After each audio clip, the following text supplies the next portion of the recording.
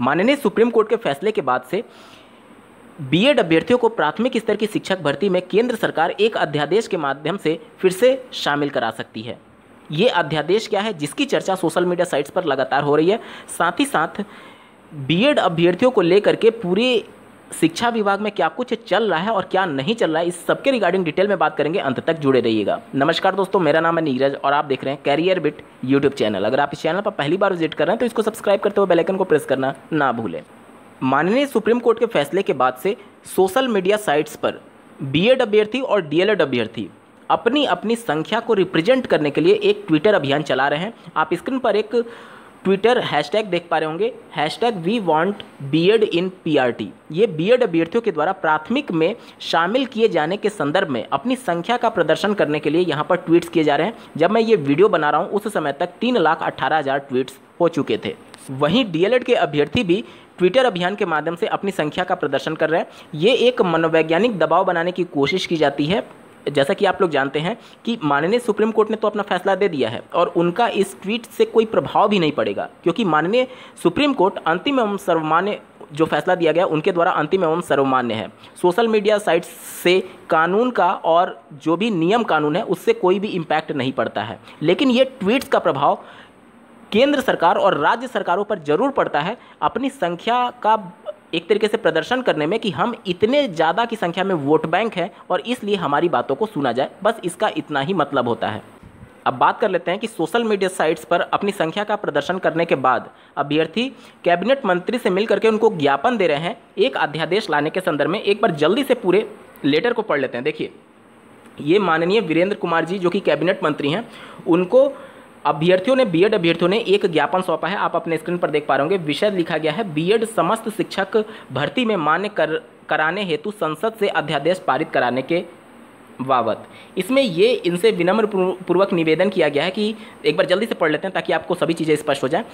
समस्त बीएड एक पात्रता विद्यार्थीगण संसदीय क्षेत्र टीकमगढ़ के अंतर्गत आते हैं, परंतु माननीय सर्वोच्च न्यायालय की एकल बेंच के द्वारा आदेश पारित किया गया है कि प्राथमिक शिक्षक भर्ती के लिए पात्रता समाप्त कर दी गई है। जैसे हम समस्त विद्यार्थी 2 वर्ष का अध्ययन पूर्ण करने के पश्चात भर्ती का इंतजार कर रहे हैं, इसके पश्चात निरंतर अध्ययन करते हुए राष्ट्रीय एवं राज्य स्तरीय शिक्षक पात्रता परीक्षा उत्तीर्ण कर चुके हैं, परंतु अंतिम मौके पर पात्रता समाप्त कर दी गई है। मैं आपको अवगत कराना चाहता हूँ कि मैं और मेरे जैसे जो विद्यार्थी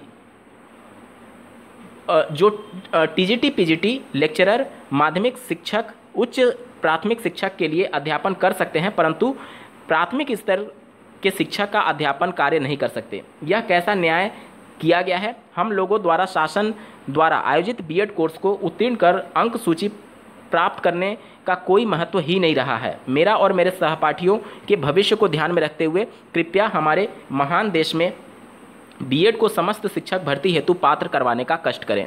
तो यहाँ पर अभ्यर्थियों ने जो कैबिनेट मंत्री हैं उनको एक ज्ञापन देकर के एक अध्यादेश पारित करके बीएड को पुनः शामिल करने के लिए गुहार लगाई है। अब एक बार बात कर लेते हैं कि आखिर अध्यादेश होता क्या है। तो जिस प्रकार से संसद कानून बनाने का काम करती है उसी प्रकार से अध्यादेश भी एक कानून होता है, लेकिन ये पूरी तरीके से कानून नहीं कहा जा सकता। इसे शॉर्ट टर्म के लिए कानून कहा जाता है। कैसे? ध्यान से समझिएगा। कोई भी विधेयक कानून का रूप धारण तब करती है जब संसद से वो पास हो और साथ ही साथ ऑनरेबल प्रेसिडेंट के उस पर सिग्नेचर हो, यानी कि माननीय राष्ट्रपति जी द्वारा उसको अनुमति प्रदान कर दी गई हो, तब वो कानून बन करके एग्जिस्टेंस में आता है। इसके लिए ज़रूरी यह है कि संसद से भी पास हो और ऑनरेबल प्रेसिडेंट से भी वो पास होना चाहिए। अब ये संसद हमेशा तो चलता नहीं है, क्योंकि यहाँ पर सत्र वाइज सेशन चलते हैं। जैसे कि अभी इस समय मानसून सत्र चल रहा है, इसके बाद शीतकालीन सत्र चलेगा, फिर ग्रीष्मकालीन सत्र चलते हैं, इस प्रकार से।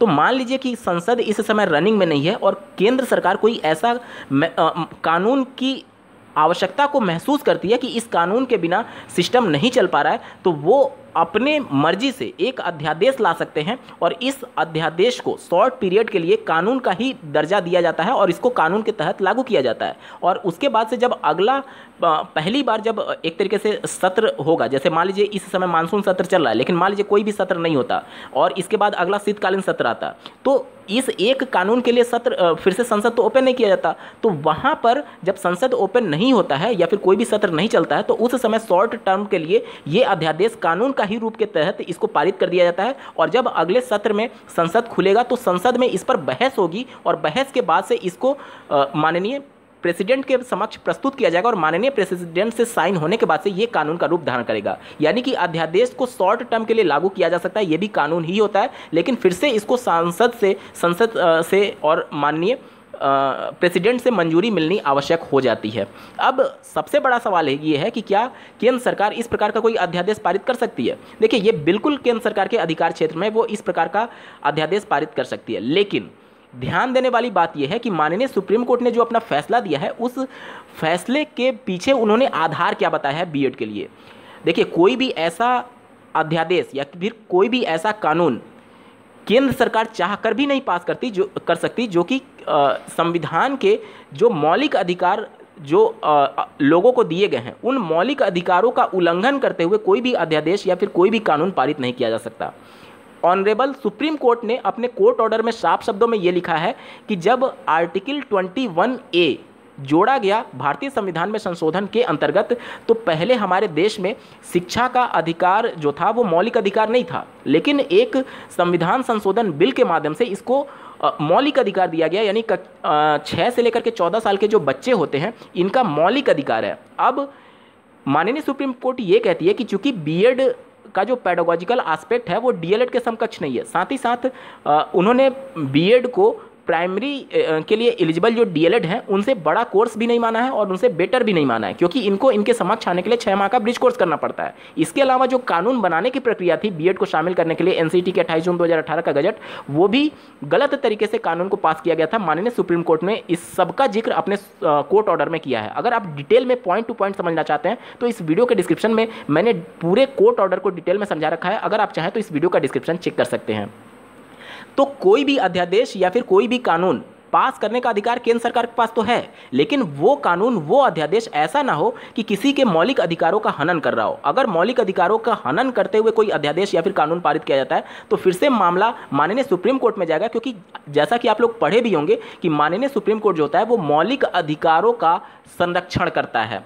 यानी कि आप अध्यादेश पारित कर सकते हैं, कानून पारित कर सकते हैं, लेकिन वो मौलिक अधिकारों का वायलेशन नहीं होना चाहिए। लेकिन अगर बीएड को फिर से शामिल किया जाता है तो ये सीधे तौर पर माननीय सुप्रीम कोर्ट की अवमानना मानी जाएगी, क्योंकि उन्होंने जो अपना पूरा ऑर्डर दिया है उसमें सीधे तौर पर मौलिक अधिकारों का उल्लंघन पाया है। अगर आप डिटेल में समझना चाहते हैं तो डिस्क्रिप्शन जरूर चेक करिएगा।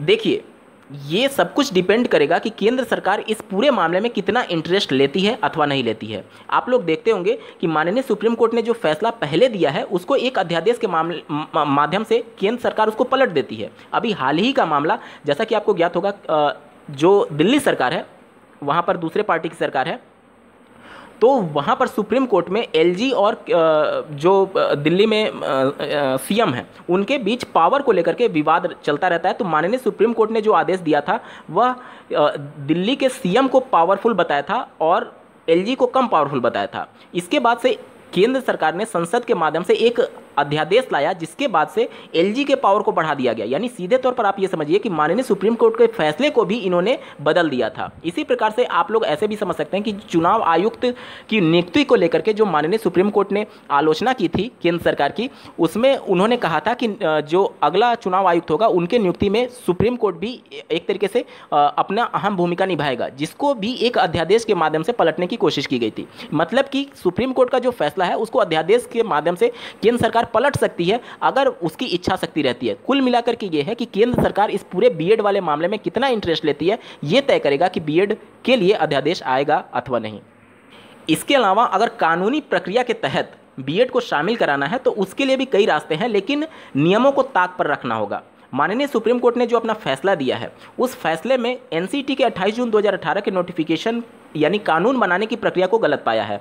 कानून ये कहता है कि आरटी एक्ट के धारा 23 के उपधारा 1 और उपधारा 2 में एनसीटी को शक्तियां दी गई हैं और उपधारा 2 में केंद्र सरकार को शक्तियां दी गई हैं। और केंद्र सरकार के लिए जो शक्तियां डिफाइन की गई हैं वो पर्टिकुलर किसी एक राज्य के सिफारिश के आधार पर पर्टिकुलर केवल उसी राज्य में अधिकतम 5 साल के लिए बीएड को अलाउ किया जा सकता है। तो अगर आरटी एक्ट में ही संशोधन कर दिया जाए कि केवल एक राज्य नहीं बल्कि पूरे देश भर के राज्यों पर केंद्र सरकार डिसीजन ले सकती है तो फिर कुछ हो सकता है।